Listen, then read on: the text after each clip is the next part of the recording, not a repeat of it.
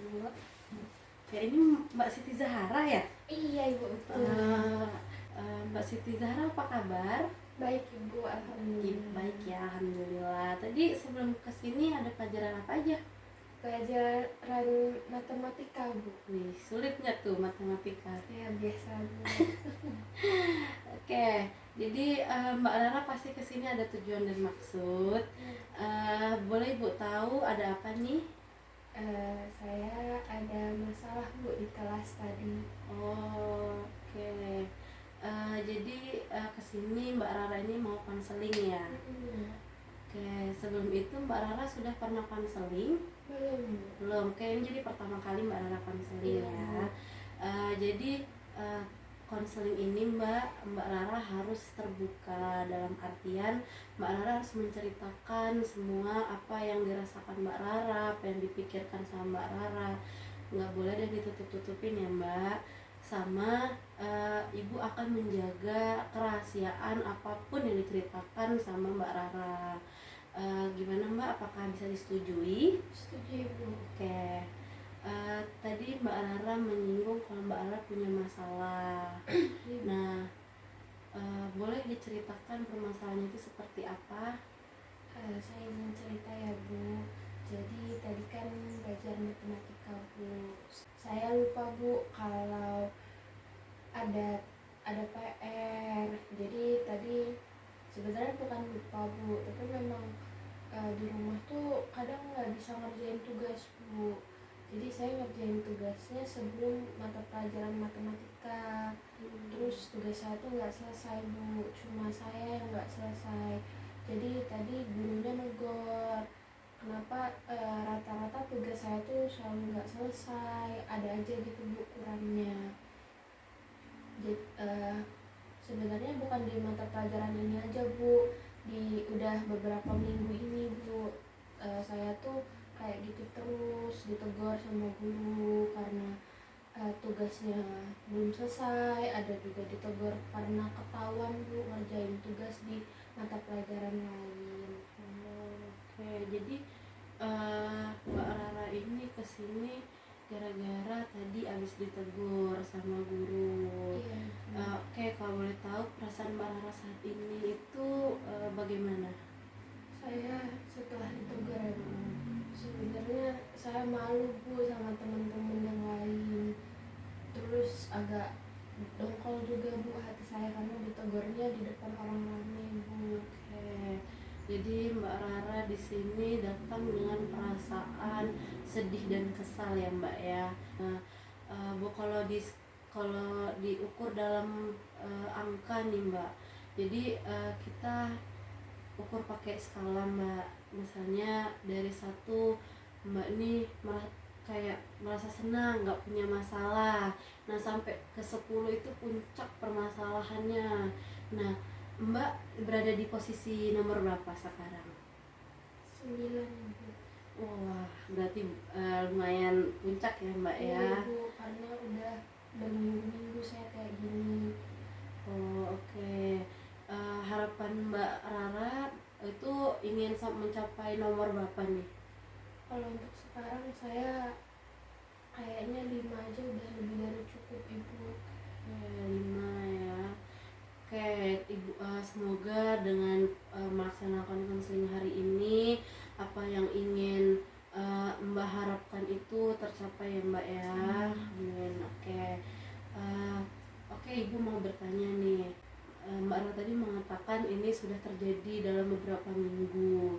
Nah, itu apakah di pelajaran yang sama atau berbeda Mbak, atau atau permasalahannya lain Mbak, atau sama? Permasalahannya tuh ada 2 Bu.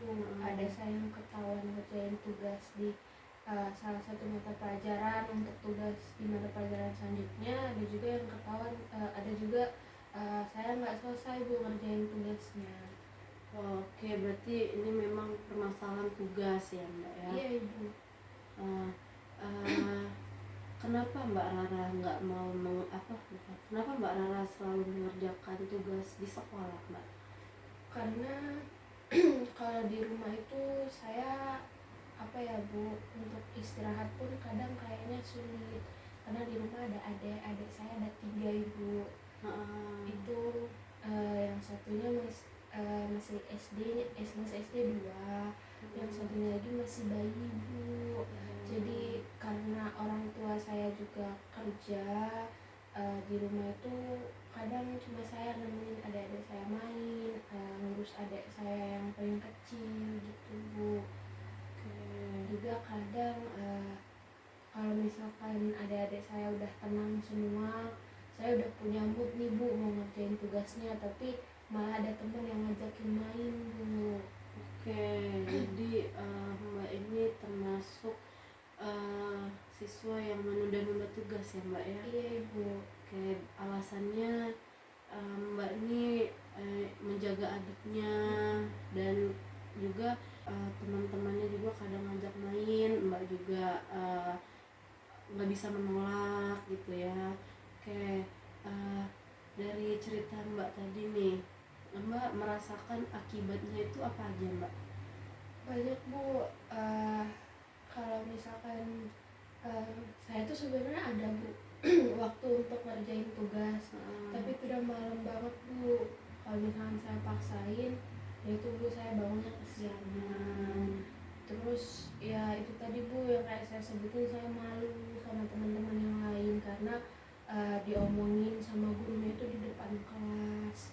Terus saya merasa gelisah gitu Bu, karena ya saya tidak menyelesaikan tanggung jawab saya dengan baik Bu. Jadi itulah itu akibat dari menunda-nunda tugas tadi ya Mbak ya. Yang paling parah adalah ditegur di depan kelas ya. Jadi menghadirkan rasa malu ya Mbak, sama rasa kesel juga Mbak dengan gurunya ya Mbak. Dengan gurunya sama diri saya juga Bu. Nah, tadi kan Mbak Rara sudah menjelaskan apa saja akibat-akibatnya.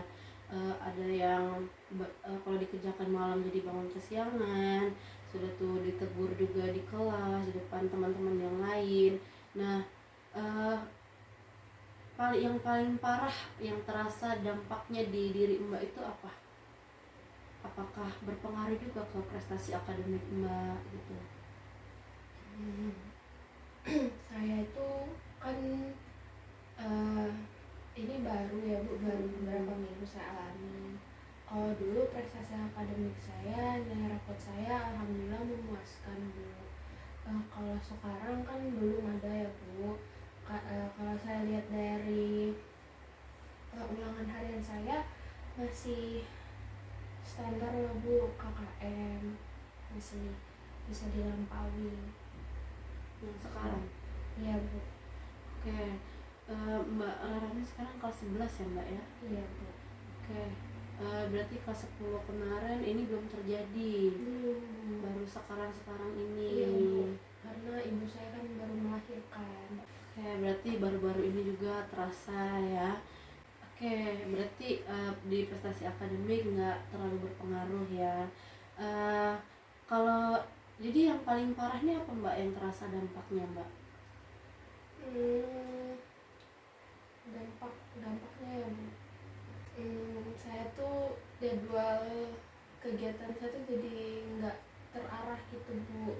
Kadang sampai makan pun kadang ketukar-tukar Bu, nanti jam segini makan, nanti jam malamnya nggak makan, terus besoknya malam makan, tapi siangnya nggak makan gitu Bu. Jadi mungkin bisa Ibu simpulkan dulu. Jadi Mbak Rara ini memiliki permasalahan. Jadi permasalahan Mbak Rara ini adalah tidak bisa mengatur waktunya dengan baik ya Mbak ya, sehingga menyebabkan yang lebih terasa adalah ketika mengerjakan tugas Mbak Rara jadi keteteran dalam mengerjakan tugas, sampai-sampai Mbak Rara ini mengerjakan tugas di sekolah. Bahkan ketika guru mengajar di kelas, Mbak Rara sempat-sempatnya mengerjakan tugas untuk pelajaran selanjutnya gitu ya Mbak ya. Betul Bu. Nah Semisalkan nih Mbak, tiba-tiba ada mukjizat nih Mbak, semua permasalahan Mbak itu eh, terselesaikan. Nah, kira-kira apa nih yang berubah di diri Mbak? Apa yang akan Mbak rasakan? Kalau misalkan ada mukjizat ya Hmm. Bu, kayaknya hidup saya akan lebih teratur gitu Bu. Terus saya nggak perlu capek-capek untuk harus apa ya Bu, menentukan jam segini mau ngapain, jam segini mau ngapain, kapan saya harus ngurus adik saya. Dan juga saya punya apa ya Bu, cara gitu Bu untuk menenangkan adik-adik saya. Terus mereka juga bisa ngerti gitu Bu, eh, apa yang sedang saya lakukan kalau saat saya sedang tidak bisa diganggu. Terus juga teman-teman saya kalau misalkan saya memang lagi mau ngerjain tugas nggak bisa main sama mereka itu nerima gitu Bu. Oke. Eh, Selain itu Mbak Rara ini punya cita-cita nggak? Saya pengen jadi ini Bu, dokter hewan. Oke, dokter hewan. Tentu saja pasti harapan-harapan itu pengen sekali ya Mbak ya diwujudkan. Pengen sekali terjadi di kehidupan Mbak gitu. Nah, eh, untuk kira-kira nih Mbak, untuk Mbak mengejar hal tersebut, apa sih yang perlu Mbak ubah di dalam diri Mbak? Apa sih yang perlu Mbak rencanakan? Eh, coba coba Mbak sebutkan apa yang perlu Mbak lakukan nih. Coba Mbak bayangkan eh, semua itu ada di depan Mbak. Nah, bagaimana cara Mbak mengejar hal tersebut? Cita-cita ya Bu. Cita-cita dan harapan-harapan Mbak ke yang tadi kan Mbak sebutkan kebanyakan yang dalam sehari-hari inginnya seperti apa. Nah, bagaimana itu semua bisa bisa tercapai? Berarti saya harus buat ini Bu, menyusun jadwal saya, jam berapa saya harus mengerjakan tugas, sekiranya jam berapa saya waktunya untuk istirahat dan punya waktu sama adik-adik saya Bu. Sama saya apa ya Bu, ingat sama apa yang saya inginkan tadi Bu, menjadi seorang dokter hewan. Terus saya harus nentuin skala apa ya Bu, prioritas yang saya harus fokuskan gitu Bu. Kira-kira apa um, apa lagi ya Bu, sama ini Bu, mungkin kalau memang mau fokus saya mengerjakan tugasnya di tempat lain gitu Bu. Pulang sekolah nyari tempat untuk ngerjain tugas dulu biar lebih fokus, nanti pulangnya baru bisa main sama adik saya gitu Bu. Oke. Dari yang berarti solusinya itu untuk Mbak menggapai harapan Mbak adalah yang pertama Mbak harus mengatur waktu Mbak, yaitu dengan cara menyusun apa yang harus dilakukan terlebih dahulu, dan juga ingat waktu, apalagi kalau misalnya Mbak punya tugas mungkin lebih baik memilih untuk mengerjakan tugas terlebih dahulu dibandingkan bermain ya Mbak ya. Terus yang kedua Mbak bisa mengerjakan tugas itu ketika pulang sekolah. Mungkin Mbak kalau kata Mbak tadi mungkin bisa di luar cari tempat yang nyaman untuk mengerjakan tugas karena di rumah berisik ya Mbak ya. Nah atau mungkin agar lebih mudah lagi Mbak bisa sebelum pulang sekolah jangan pulang dulu, bisa langsung mengerjakan tugasnya di kelas. Setelah itu jangan dilupakan Mbak cita-cita Mbak tadi, itu bisa menjadi motivasi Mbak untuk semangat bersekolah. Dan juga mungkin saran dari ibu bisa lebih berkomunikasi lagi sama orang tuanya kalau Mbak mau mengerjakan tugas, Mbak lagi ada tugas, karena kan tugas itu kewajiban kita ya Mbak ya sebagai siswa. Oke, kira-kira nih Mbak siap nggak untuk melakukan hal itu semua? Siap Bu. Siap ya, Mbak harus semangat. Karena Mbak punya nih cita-cita di depan untuk menjadi dokter hewan. Pasti Mbak pengen sekali membanggakan orang tua Mbak kan. Oke. Nah, kira-kira nih kapan mau merencanakan kapan mau melaksanakan hal-hal yang Mbak sebutkan tadi? Langsung hari ini aja Bu. Langsung. Jadi pulang sekolah ini sudah ada tugas lagi Mbak? Tadi karena ditegur, jadi saya disuruh mengerjakan tugas tambahan Bu. Oke, apa langkah pertama yang Mbak mau lakukan hari ini? Hari ini setelah pulang sekolah saya mau ke perpus daerah aja Bu sambil mengerjakan tugas. Karena kalau di kafe takutnya saya jatuhnya boros Ibu, bakal mengeluarkan uang lebih banyak lagi. Oke, berarti Mbak udah siap nih mau melaksanakan rencana Mbak. Namun jangan lupa kalau misalnya pulang terlambat jangan lupa hubungin orang tua dulu ya Mbak. Oke, alhamdulillah kalau begitu Mbak sudah menemukan jalan keluar Mbak sendiri. Nah, semoga Mbak setelah melaksanakan apa yang Mbak sebutkan tadi, yang Mbak rencanakan tadi, permasalahan Mbak tadi, semoga nggak ditegur guru lagi, pekerjaan rumah pun terlaksanakan semua ya Mbak. Amin. Oke. Jadi setelah Mbak menemukan solusi dari permasalahan Mbak tadi nih, gimana nih perasaannya sekarang? Dari skala 1 sampai 10 tadi, Mbak sekarang sudah ada di nomor berapa? Udah di 5 Ibu. Wow, sudah di 5, sudah sesuai target ya Mbak ya. Berarti alhamdulillah sudah terbuka untuk menyelesaikan permasalahan Mbak tadi ya. Oke, sampai sini masih ada yang ingin disampaikan sama Ibu? Kalau untuk masalahnya sudah selesai semua Bu. Saya mengucapkan terima kasih sama Ibu karena sudah membuka pikiran saya untuk mengubah pola hidup saya Ibu, biar lebih teratur dan tidak menyepelekan kewajiban saya. Oke, alhamdulillah kalau begitu Ibu juga mengucapkan terima kasih Mbak mau hadir ke ruangan BK ini, Mbak mau konseling sama Ibu dan percaya sama Ibu. Lain kali kalau Mbak ada permasalahan atau ingin curhat-curhat, itu boleh menemui Ibu di ruangan ini, bertemu dengan Ibu ataupun dengan guru BK yang lain ya Mbak ya. Oke, setelah ini ada pelajaran apa lagi Mbak? Setelah ini ada mata pelajaran biologi Bu. Oke, semangat ya Mbak belajarnya. Nanti di pelajaran biologi jangan mengerjakan tugas yang lain ya Mbak.